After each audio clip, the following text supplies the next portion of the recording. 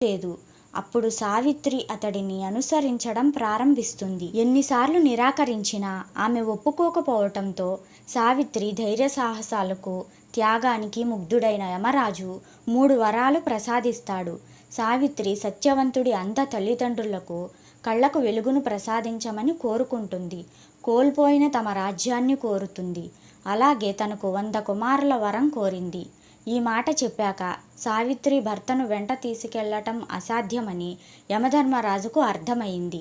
అందువల్ల సావిత్రికి తిరుగులేని అదృష్టాన్ని ప్రసాదించి సత్యవంతుడిని వదిలి అక్కడి నుంచి మాయమవుతాడు.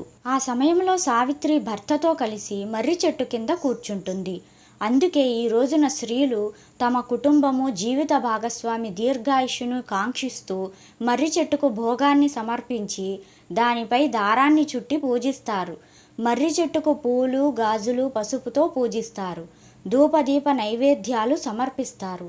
5గురు ముత్తైదువులకు పండ్లు, తాంబూలము దానం చేస్తారు. వటసావిత్రి వ్రతం ఎప్పుడు చేస్తారో ఇప్పుడు తెలుసుకుందాం. జ్యేష్ఠమాసంలో వచ్చే జ్యేష్ఠ శుద్ధ పౌర్ణమి రోజున ఈ వటసావిత్రి వ్రతాన్ని ఆచరిస్తారు.